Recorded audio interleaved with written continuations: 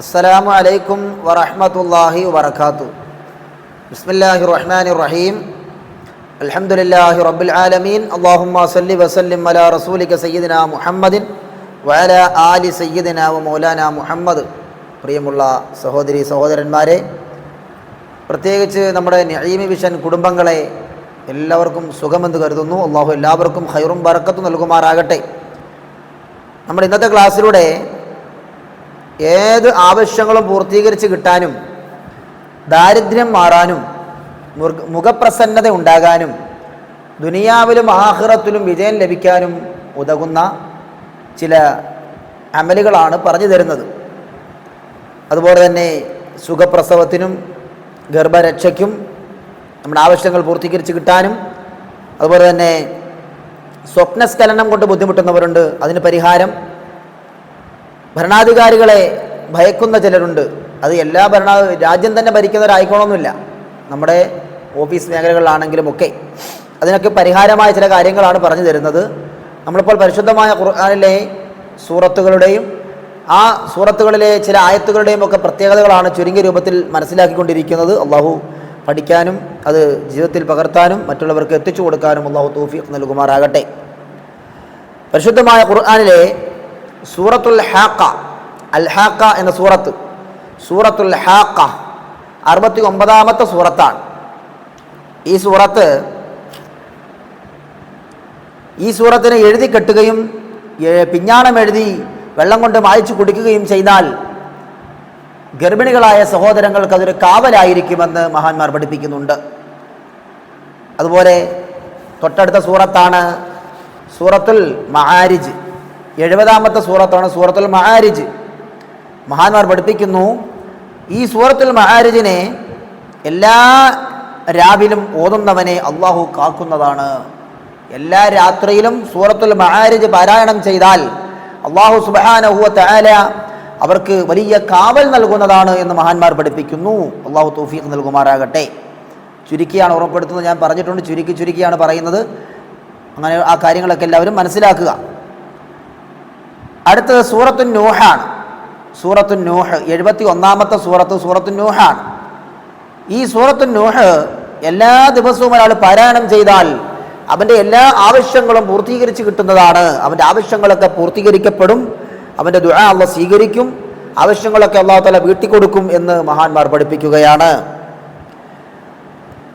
അതുപോലെ തന്നെ സൂറത്തുൻ നൂഹ് പാരായണം ചെയ്താൽ, ഈ സൂറത്തുൻ നൂഹ് ഓതിയിട്ട് കിടന്നാൽ സ്വപ്നസ്ഖലനം കൊണ്ട് ബുദ്ധിമുട്ടുന്നവർക്ക് പരിഹാരമാണ്.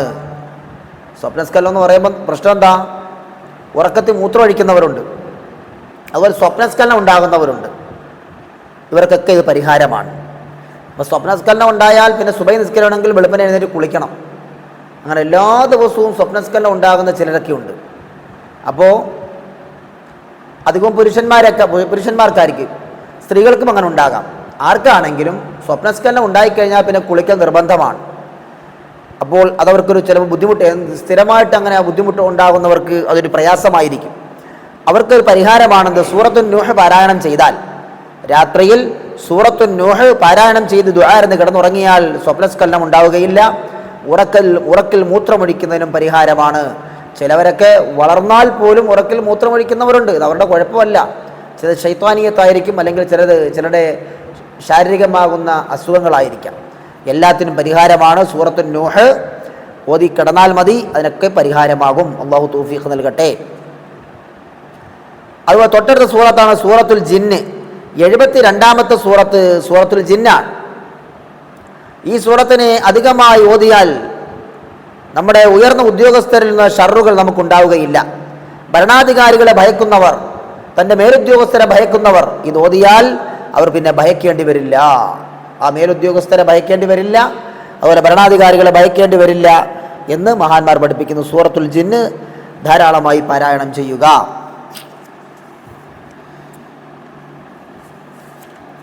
അടുത്ത സൂറത്തേതാണ്? സൂറത്തുൽ ജിന്ന് കഴിഞ്ഞാൽ സൂറത്തുൽ മുസമ്മിലാണ്. സൂറത്തുൽ മുസമ്മിൽ വളരെ പ്രധാനപ്പെട്ട ഒരു സൂറത്താണ്. ഈ സൂറത്തുൽ മുസമ്മിലെ പരിശുദ്ധ ഖുർആനിൽ 73ാമത്തെ സൂറത്താണ്. ഈ സൂറത്ത് പാരായണം ചെയ്താൽ ദാരിദ്ര്യമുണ്ടാവുകയില്ല. സൂറത്തുൽ മുസമ്മിൽ പാരായണം ചെയ്താൽ ധാരാളമായി കഴിയുന്നത്ര വർദ്ധിപ്പിക്കുക. എന്നാൽ ദാരിദ്ര്യം ആ കുടുംബത്തിൽ ഉണ്ടാവുകയില്ല, അന്നത്തിന് ബുദ്ധിമുട്ട് വരില്ല എന്ന് മഹാന്മാർ പഠിപ്പിച്ചു തരികയാണ്. അതുപോലെ തന്നെ നമുക്ക് ദുനിയാവിലും ആഖിറത്തിലും വിജയിക്കണമെന്ന് ആഗ്രഹിക്കുന്നവരാണ്. നമുക്ക് ദുനിയാവിൽ മാത്രം വിജയിച്ചാൽ പോരാ. ദുനിയാവിൽ മാത്രം കുറേ സമ്പത്ത് കിട്ടിയിട്ട് മാത്രം കാര്യമില്ലല്ലോ. ദുനിയാവിൽ മാത്രം കുറേ സമ്പത്ത് കിട്ടിയിട്ട് കാര്യമില്ല. സമ്പത്തും വേണം, നമുക്ക് ആഖിറവും വേണം. അങ്ങനെയാണ് നമ്മൾ ചിന്തിക്കേണ്ടത്. അല്ലാതെ ദുനിയാവിൽ കുറേ വാരി കൂട്ടിയിട്ട് ആഖിറത്തിൽ ചെന്ന് പരാജയപ്പെട്ടു പോയിട്ട് എന്തുപകാരമാണ്? ഒരു ഉപകാരമില്ല. അപ്പോൾ നമുക്ക് ദുനിയാവിലും വേണം, ദുനിയാവിലും സന്തോഷം വേണം, ആഖിറത്തിലും സന്തോഷം വേണം. അങ്ങനെ ദുനിയാവിലും ആഖിറത്തിലും സന്തോഷം കിട്ടാൻ ഉപകരിക്കുന്ന പരിശുദ്ധമായ ഖുർആനിലെ ഒരു സൂറത്താണ് സൂറത്തുൽ മുസമ്മിൽ. ഈ സൂറത്ത് രണ്ട് ലോകത്തും വിജയത്തിന്, ദുനിയാവിലും ആഖിറത്തിലും വിജയത്തിന് ഈ സൂറത്ത് മതി എന്ന് ഹബീബായ മുഹമ്മദ് റസൂലുള്ളാഹി സ്വല്ലല്ലാഹു അലൈഹി വസല്ലം തങ്ങൾ നമുക്ക് പഠിപ്പിച്ചു തരുന്നത് കാണാം. അപ്പോൾ കഴിയുന്നവരൊക്കെ സൂറത്തുൽ മുസമ്മിൽ വർദ്ധിപ്പിക്കുക. ഇതൊക്കെ അധികം കേട്ട് ചെയ്യുന്ന സഹോദരിമാരായിരിക്കും. അപ്പോൾ അവരൊക്കെ ചെയ്യണം. നിങ്ങളൊക്കെ ദുആ രക്കുമ്പോൾ എനിക്ക് വേണ്ടി, കുടുംബത്തിന് വേണ്ടി ദുആ രക്കണമെന്ന് എല്ലാവരെയും ഇടയ്ക്കിൽ ഓർമ്മപ്പെടുത്തുകയാണ്. അതുപോലെ തന്നെ ഈ സൂറത്തുൽ മുസമ്മിൽ ഇതിനെ പതിവായി കൂടുതൽ കൂടുതൽ കൂടുതൽ ഓതിയാൽ നബി സല്ലല്ലാഹു അലൈഹി വസല്ലം തങ്ങളെ സ്വപ്നത്തിൽ കാണാം. നമ്മൾ കിടക്കുന്ന സമയത്ത് ഒതുവോടുകൂടി കിടക്കണം എന്നൊരു നിബന്ധനയുണ്ട്. കിടക്കുന്ന സമയത്ത് ഒതുവോടുകൂടി കിടന്നുറങ്ങണം. സൂറത്തുൽ മുസമ്മിൽ ധാരാളമായി പാരായണം ചെയ്ത് ദുആ നബി സല്ലല്ലാഹു അലൈഹി വസല്ലം തങ്ങളെ സ്വപ്നത്തിൽ കാണാൻ കഴിയുമെന്ന് മഹാന്മാർ പഠിപ്പിക്കുന്നു. അതുപോലെ തന്നെ ഈ സൂറത്ത് ഒരുപാട് അത്ഭുത ഫലങ്ങൾ നിറഞ്ഞതാണ്, ഒരുപാട് അത്ഭുതങ്ങളുള്ളതാണ്. നിത്യവും എല്ലാ ദിവസവും ഓരോ നിസ്കാരത്തിന് ശേഷവും 20 പ്രാവശ്യം വീതം സൂറത്തുൽ മുസമ്മിൽ പാരായണം ചെയ്താൽ, അതൊക്കെ തിരക്കില്ലാത്തവർക്കേ പറ്റുള്ളൂ. അപ്പോൾ 20 പ്രാവശ്യം പാരായണം, എന്തെങ്കിലും ഓരോന്നിൻ്റെ പ്രത്യേകത ഞാൻ പറയുകയാണ്. 20 പ്രാവശ്യം പാരായണം ചെയ്താൽ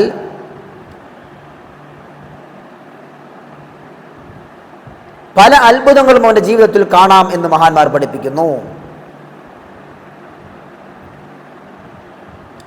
എല്ലാ ദിവസവും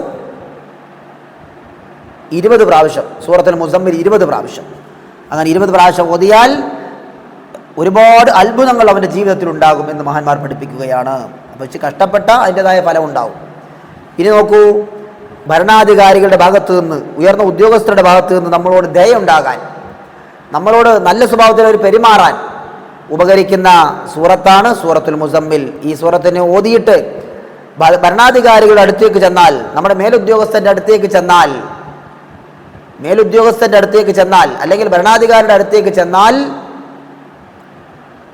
അവർ നമ്മളോട് നല്ല രൂപത്തിൽ പെരുമാറും, നല്ല സ്നേഹത്തോടെ പെരുമാറും എന്ന് മഹാന്മാർ പഠിപ്പിക്കുകയാണ്.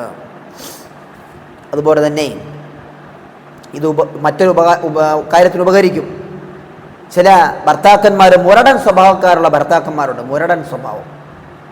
മുരടന്മാരാണ്. ഭാര്യയോട് നല്ല രൂപത്തിൽ പെരുമാറുകയില്ല, ഭാര്യയോട് ദയയോടുകൂടി പെരുമാറുകയില്ല, സ്നേഹത്തിൽ പെരുമാറുകയില്ല. അങ്ങനത്തെ ഭർത്താക്കന്മാരെ നല്ലവരാക്കി മാറ്റാൻ, ഭാര്യയോട് നല്ല സ്നേഹവും നല്ല രൂപത്തിൽ സംസാരിക്കുന്നവരൊക്കെ ആക്കി മാറ്റിയെടുക്കാൻ സൂറത്തുൽ മുസമ്മിൽ പാരായണം ചെയ്യുക.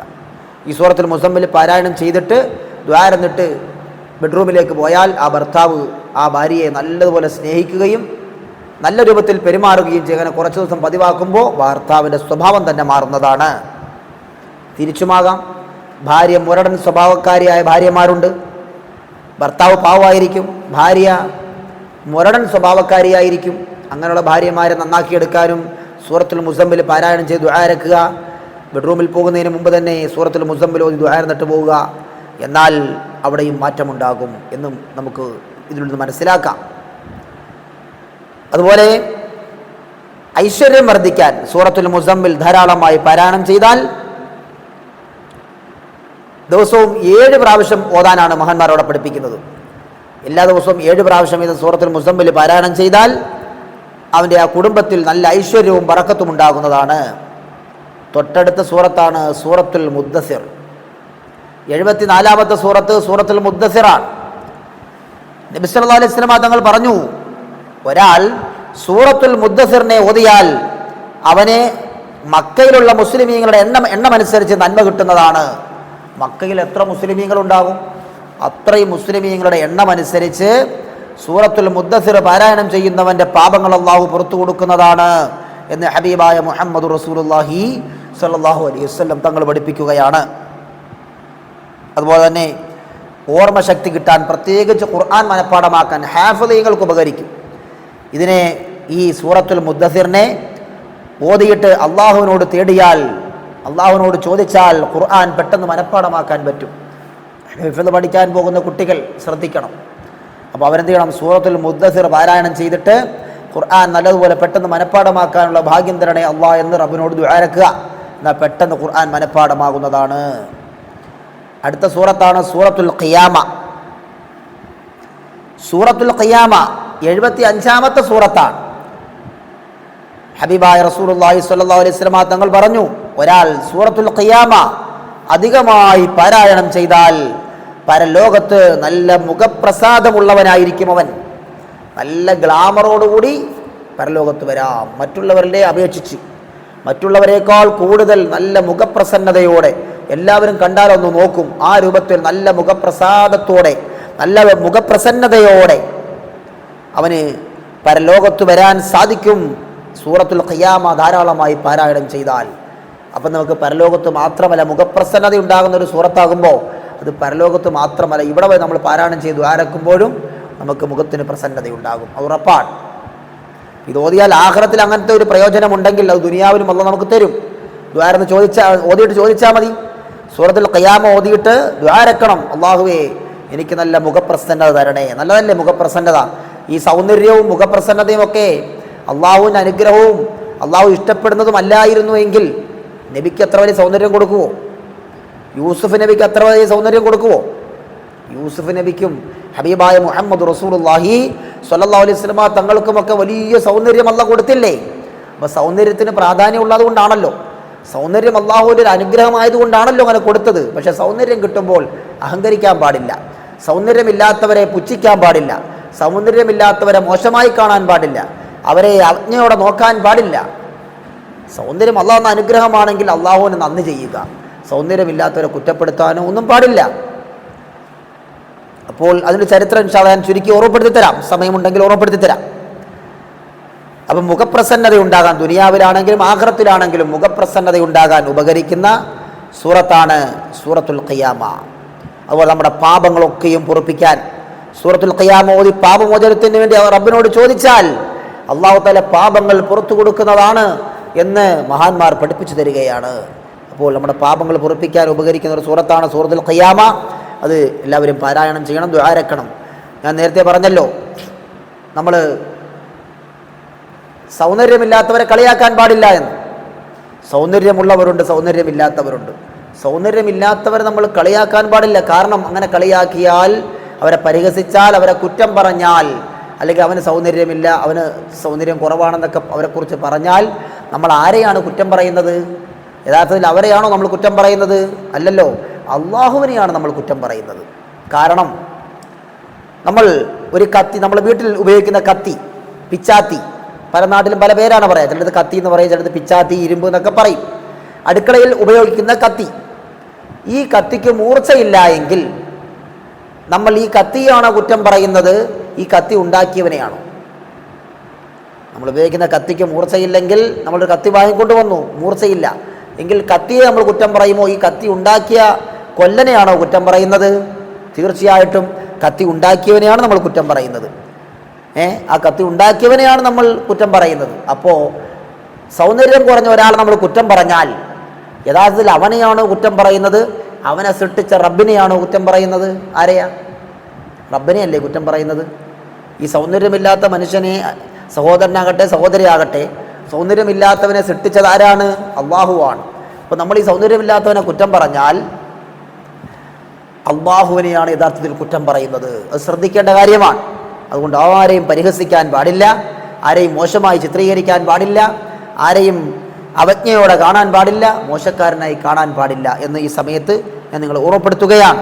അല്ലാഹു സുബ്ഹാനഹു വ തആല നമ്മെ എല്ലാവരെയും ഇരു ലോകത്തും വിജയികളിൽ ഉൾപ്പെടുത്തുമാറാകട്ടെ. ഞാൻ എപ്പോഴും പറയാറുള്ളത് പോലെ ദുനിയാവിൽ മാത്രം വിജയിച്ചിട്ട് ഒരു കാര്യവുമില്ല. എത്ര വലിയ കോടീശ്വരനാണെന്ന് പറഞ്ഞാലും ദുനിയാവിൽ നിന്ന് ഒരു ദിവസം നമ്മൾ വിട പറയേണ്ടവരാണ്. ആ വിട പറയേണ്ടവരാണെന്ന ബോധത്തോടെ വേണം നമ്മൾ ദുനിയാവിൽ ജീവിക്കാൻ.